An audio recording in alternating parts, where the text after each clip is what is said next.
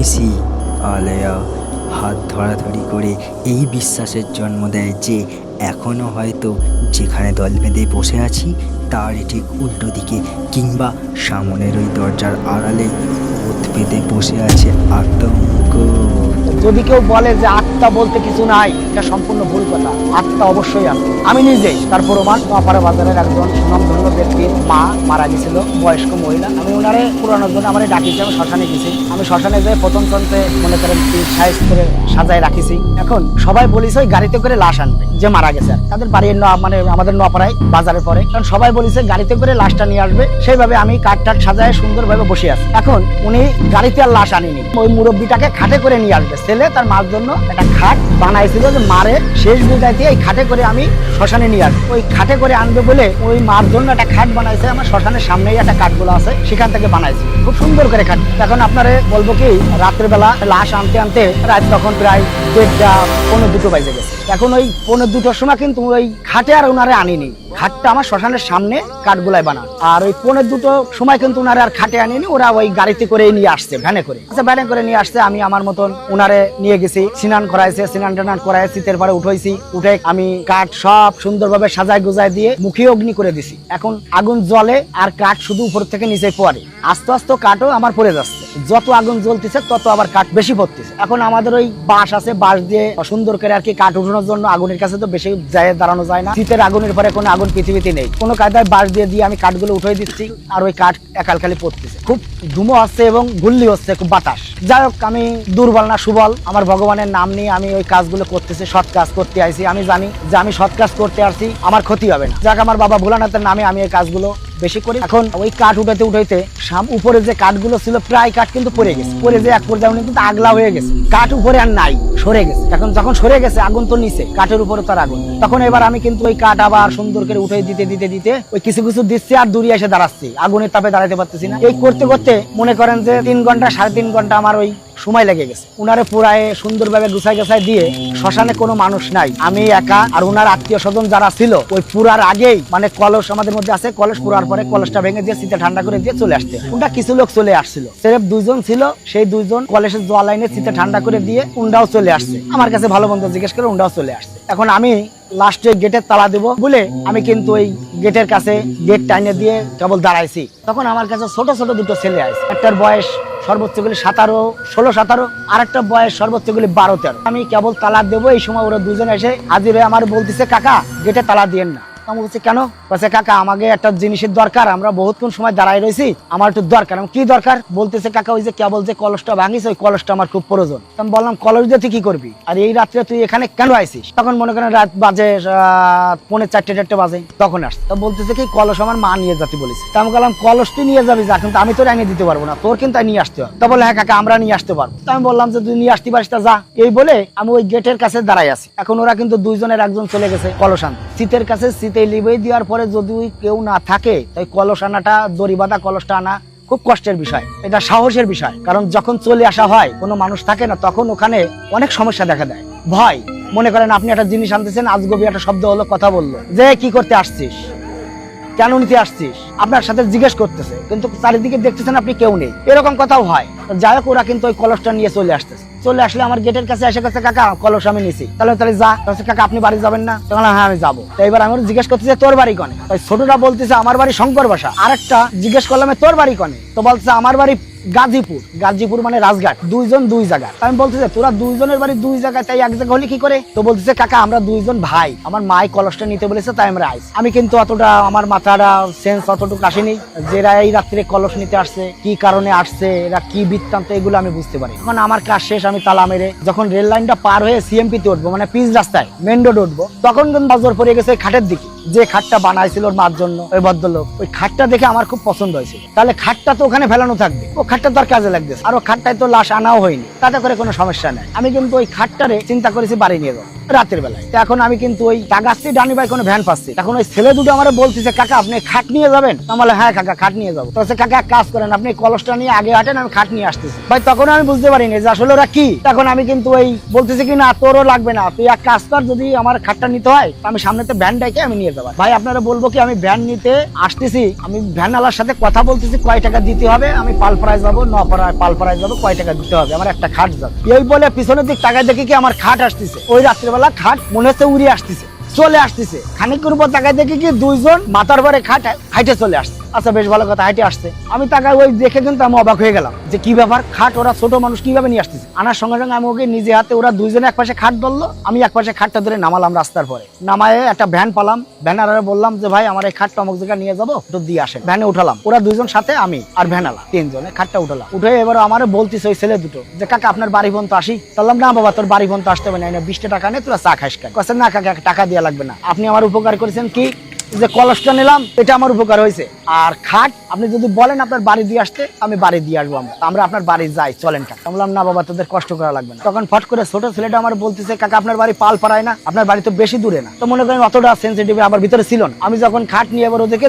গরম দিলাম, গরম দিয়ে আমি কিন্তু ওদেরকে বিদায় দিয়ে ওরা চলে গেল, আমি দেখলাম চলে গেল। খাটটা এনে আমার বাড়ির পাশে এক জায়গা থুয়ে দিলাম। থুয়ে আমার যে একটুখানি সিস্টেম অনুযায়ী শ্মশান থেকে কোনো জিনিস নিয়ে আসলে গঙ্গা জল একটু আগরবাতি দিয়ে কিংবা একটু আগুনের সেকা টাকা দিয়ে ঘরে উঠানো যায়। আমি কিন্তু ওটা রাত্রিবেলা বাইরে থাকলো, সকালবেলা আমি কিন্তু ঘুমের থেকে যখন উঠেছি, উঠে ওই খাটে কিন্তু আমি আগুন দিছি, ধুইছি, ধুয়ে মুছে পরিষ্কার করে গঙ্গা জল দিয়ে সুন্দর করে আমি ঘরে নিয়ে গেছি। ওই খাটের পরে আমি আমার স্ত্রী শুয়েছি। এখন রাত্রের বেলা কিন্তু মনে করেন যে আমি মেলাঘাটে বেচা কেনা করতাম এক সময়। আমি এখান থেকে মনিরামপুর সেখানে গেছি হচ্ছে চটপটির দোকানে জোন বিক্রি করে। এখন ওখান থেকে রাত্রেবেলা আমি ফিরে আসতেছি, পরের দিন ফিরে আসতেছি, রাত তখন বাজে 2টো। আমি আসতেছি সাইকেল চালায়, ওখানে আসার সঙ্গে সঙ্গে কিন্তু আমার হঠাৎ সাইকেলের থেকে ধাক্কা দিয়ে ফেলাই গেছে। আমার ধাক্কা দিল, আমি স্বয়ং বুঝলাম যে আমার কে ধাক্কা দিলে, আমি পড়ে গেলি। কিন্তু সবসময় আমার কাছে লাইট, সঙ্গে সঙ্গে আমি কিন্তু সাইকেল পড়ে যাওয়ার সঙ্গে সঙ্গে আমি কিন্তু লাইটটা পকেটে বের করে আমি বুক পকেট থেকে একটা সিগারেট বের করে জ্বালাইছি। জ্বালায় কিন্তু আমি ওই উপরে বাদুর ডাকতেছে, গাছে চেউ চেউ করে ডাকতেছে। আমি কিন্তু ওখান থেকে আবার সাইকেলটা কুড়াই কাছায় নিয়ে সুন্দরভাবে সাইকেলটা চালাই আস্তে আস্তে আসতেছি। ভয় খানিকটা আমার লাগেছে, এবার মনের মধ্যে যত পথ আসতেছি দুঃখ দুঃখ করতেছে, মানে এতক্ষণ ভয় ছিল না, এখন শুধু ভয় পাচ্ছি, পরানের মধ্যে দাপাচ্ছে। যাক আমি কষ্ট মষ্ট আসলাম, এসে বাড়ি আমার স্ত্রীর ডাক দিলাম, দরজা খুললো, ঘরে গেলাম। ঘরে যাই দেখি যে আমার দরজা খুললো আমার মেয়ে, আমার স্ত্রী অজ্ঞান। কি হচ্ছে যে গা নাড়া দিলাম, নাড়া দিলে উনি কিন্তু লাফাই ঠেলে উঠল। কি হয়েছে? বললো যে আমারে কিটা নিয়ে চলে যাচ্ছে, চালের পরে নিয়ে যাচ্ছে, কিটা উড়োই নিয়ে যাচ্ছে, খাটের পরে আমার কিটা আচার দিচ্ছে। তা আমি মনে মনে ভাবলাম হয়তো দেখা যায় সারাদিন কষ্ট মষ্ট করে ক্লান্ত শরীর, ভুলবশত হতে পারে। আর আমারটাও মনে করলাম যে আমি হয়তো দেখা যাচ্ছে আচাক্কা কিছু হয়তো পড়েছে, ওটা আমার হতেই পারে। নর্মালি নিলাম, নর্মালি নিয়ে আমি আমার মতো চলতেছি, স্ত্রীর মতো চলতেছে। পরের দিন কিন্তু আমি যেখানে যাই আমার পাশ কিন্তু উনি থাকে। এটা আমি কিভাবে বুঝলাম আপনারা আমি পরে বলতেছি। এখন আমি কিন্তু যেখানে যাই আমার শরীর সবসময় গরম থাকে, আমার মনে হয় পিছনে কে হাঁটি আসতেছে, আমার কেউ দাবড়াচ্ছে, এরকম একটা ভাব, মানে ভিতরে একটা আতঙ্ক সৃষ্টি যারে বলে। 2-3 দিন চলে গেলে ভাই আমার স্ত্রী হঠাৎ কিন্তু বুবা হয়ে গেল। বুবা, কথা বলতে পারতেছে না, হঠাৎ গাত পা ঘামায় টামায় বুবা হয়ে গেছে, কথা বলতে পারতেছে না, চোখ মুখ উল্টে গেছে। এর আগে আমার ঘরের চালের মধ্যে কিছু হাঁটতুল, ওই খাটটা নেওয়ার পরের থেকে আমার চালের মধ্যে মনে হয় কি কে হাঁটে যাচ্ছে, ভেঙে ছিঁড়ে ফেলাচ্ছে, এরকম একটা সমস্যা। যাক আমি অতটা মালুম করিনি। এখন ওই আমার স্ত্রী যখন বুবা হয়ে গেল, সঙ্গে সঙ্গে আমার একটা গুরুদেব আছে। সে গুরুদেব আছে আমাদের এই নোয়াপাড়া পৌরসভার মহিষাহাটি ডিগ্রি কলেজের প্রফেসর, তার নাম হচ্ছে চন্দন প্রফেসর। চন্দন স্যার বললে সবাই তাকে চেনে। উনি একটু মার সাধনা করে, মার পূজা আশ্রা করে। তা উনার কাছে গেলাম, যাই আমি যখন উনার বাড়ি মনে করেন অন্তত 50-55 জন লোক হয়েছে। এখন আমি কিন্তু ওই সবার আগে গেছি, যাই ওই মন্দিরের সামনে আমি সুন্দর করে আপনার পাটি বিছাইছি, সবকিছু করেছি, করে টেরে লোকজন গেছে, তাদের বসতে দিচ্ছি, আপ্যায়ন করেছি আমি সবার পিছনে। আমার ওই গুরুদেব উনি ওই মার পুজো দেওয়ার পরে বেরোয় এসে উনি বারে আমার দিকে তাকাচ্ছে আর চোখ মোটা করতেছে, আর আমার শরীরের থেকে ভাই শুধু ঘাম বেরোচ্ছে। এমত অবস্থায় 20-22 জন লোক থাকতে লোকজনকে বললো আপনারা সবাই সরে যান। সবাই সরে গেল, ভয় পালো, সবাই সরে গেলে এবার আমার দিক তাকাচ্ছে। উনি আমার কাছে আসলো না, দূর থেকে দাঁড়ায় কাছে, তুই জায়গা দাঁড়া। আমি দাঁড়ালাম, উনি আমাকে জিজ্ঞেস করতেছে তুই কি শ্মশানে থেকে খাট আনিছিস? তাহলে খাট আনিছি আমি রাত্রে 3-4টে, উনি তো বাড়ি, তাহলে কি করে জানলো? যখনই আমার কাছে বলিস তুই খাট আনিছিস, তখনই আমি বললাম হ্যাঁ আমি খাট আনিছি দাদা। খাট আনিছিস আইনে ঘরে উঠেছিস কেন? খাটের ঘরে শুয়েছিস তো তোর চালের মধ্যে দৌড়ি করিনি? হ্যাঁ দাদা করেছে। বলো অমুক জায়গা তুই পড়ে গেছিলি? আমি বললাম হ্যাঁ দাদা পড়ে গেছি। আমি সব বলতেছি। বলতেছে এখন তোর পাঁচ তো আমার এই গেট বন্ধ আছে, তাহলে আমি কি করবো? তোর তো খোঁজ দিচ্ছে, সময় পালি খালি তুই বাইসে গেছিস যে তোর কাছে একটা তাবিজ আছে, তাবিজটার কারণে আর ছোটখাস করে সিগারেট জ্বালাইছিস, আগুন ছিল বিধায় বাইসে গেছিস। উনি আমাকে বললো উদ্দেশ্য হচ্ছে ওনার কাছে যাওয়ার যে আমার স্ত্রী বোবা হয়ে গেছে, দাদা কি কারণে হয়েছে আপনি একটু দেখেন, মানে এটা বলার উদ্দেশ্যের জন্য আমি গেছি, আমার এগুলো হচ্ছে এটার জন্য না। তখন কিন্তু ওই সবাইকে বিদায় দিয়ে উনি আমার যখন জিজ্ঞেস করতেছে তখন আমি ক্লিয়ারলি সব বলতেছি, বলার পরে এখন উনি আমারে কিন্তু বলতেছে যে এখন আমার কিছু করার নেই, আয়ত্তের বাইরে। আমি তখন কান্দাকাটি করতেছি, দাদা আমি কি করবো, আমার ভুল হয়ে গেছে, আমি তো এরকম কোনোদিন করি না, আমি তো সৎ কাজ করে আসলেও কারো কাছ থেকে একটা টাকা নিতে চাইনি, যদি কেউ খুশি হয়ে দেয় তা নিই, নালে নিই না। তা এখন এত অবস্থায় দাদা আমি তো বড় বিপদে। তখন উনি আমার বললো কি, ওই জায়গা দাঁড়া। উনি খানিকক্ষণ দাঁড়ায় থেকে মার পার বেলপাতা নিচে দিল, আমি নিলাম, গঙ্গার জল আমার একটু ছিটাই দিল। আমার যখন গঙ্গার জলটা ছিটাই দেওয়ার সঙ্গে সঙ্গে আমার গাছ থেকে মনে হলো যে অন্তত 100 কেজির একটা বোঝা নেমে গেছে, আমার গাটা হালকা হয়ে গেছে। দেখেন গান নোমা শিরে উঠে যায়, দেখেন প্রতিটা নোমা শিরে উঠেছে। আমি বহুত দিন যাবত এই অবস্থায়, আমি কিন্তু যখনই আমার ওই দেওয়ার সঙ্গে সঙ্গে আমার শরীরটা খুব ভালো লাগে, চাঙ্গা হয়ে গেল। চাঙ্গা হয়ে গেলে এবার আমি বলতেছি, দাদা আমার বাড়ি আপনার বৌমা অবস্থা খুব খারাপ। তখন কাছে খারাপ তো খারাপ হবে তো, তোর কপাল ভালো যে নিয়ে যায়নি, চাইপে ধরে নি গলা। তখন এই বলার পরে উনি ওখান থেকে আমার একটু গঙ্গা জল দিল আর একটু ফুল বেলপাতা দিল, উনি এখান থেকে ঝাড়িয়ে দিল। দেওয়ার পরে আমার স্ত্রীর গায়ে এসে জলটা খাওয়াই দেওয়ার পরে গঙ্গা জল তার মাথায় ছোঁয়াই দেওয়ার পরে উনি সুস্থ হয়ে গেল। তো উনি আমার বলে দিল যে তুই শ্মশানে গেলে আমার সঙ্গে ফোনে কথা বলে তারপরে যাবি, তার আগে তুই যাবি না। তাহলে এখন খাটের ব্যাপারটা কি করব? তো উনি আমার বললো খাটের একটা উপায় আছে। কি উপায়? এই খাট সকালবেলা হয় কোনো জায়গায় দান করে দিবি, আর না তো একদমে বেচা কিনা করবি। ভাইজান কথাটা বুঝেন, তাহলে একদমে বেচা কিনা করবি এবং যে কয় টাকা বেচবি সেই কয় টাকা তোর গাঠির থেকে দিয়ে ওই শ্মশানে দান করে আসবি আর মাপ চাই আসবি। আমি কিন্তু সকালবেলা এখন আমি খুঁজ দিছি লোক, ওই খাট কোথায় বিক্রি করবে। যেমন তেমন লোকের কাছে যদি ওই খাটটা বের করে দেখায়, তার যে কোনো লোক মনে করেন 2000 টাকা দাম বলবে। তা আমি তো গরিব মানুষ, তার আর 2000 কোথা থেকে ভরবো? তাহলে আমার সর্বনাশ, আমি সমস্যায় আছি। এখন আমি মনে মনে খুঁজ দিছি, খুঁজতে খুঁজতে পাচ্ছি না। সালাম নামে একটা লোক ভ্যান চালায়, উনি আমি ইয়ার কি চলে বলতেছি কি, মানে আমি বেশি আগ্রহ নিয়ে বলতেছি যে ভাই আমি একটা খাট বেচবো, খাটটা আমার লাগ দিছে না, তা যে কয় টাকা দিত সেই কয় টাকায় বিক্রি করবে।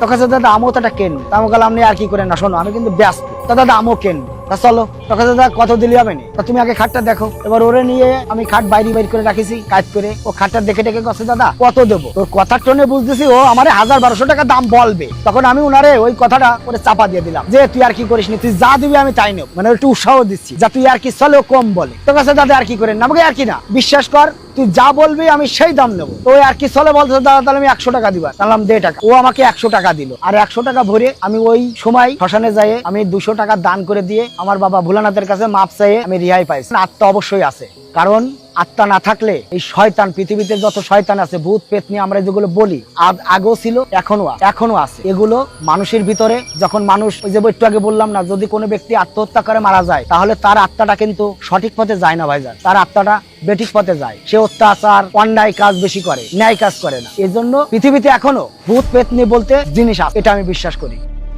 এই লোকটার ঘটনাতে সম্পূর্ণ প্রমাণ হয়ে গেল এখনো পৃথিবীতে আত্মা বা ভূত বিরাজমান। রাত নামে শহরে, মফস্বলে, গ্রামে বিড়ালের মতো সতর্ক পায়ে রাতের সঙ্গে নেমে আসে ভয়।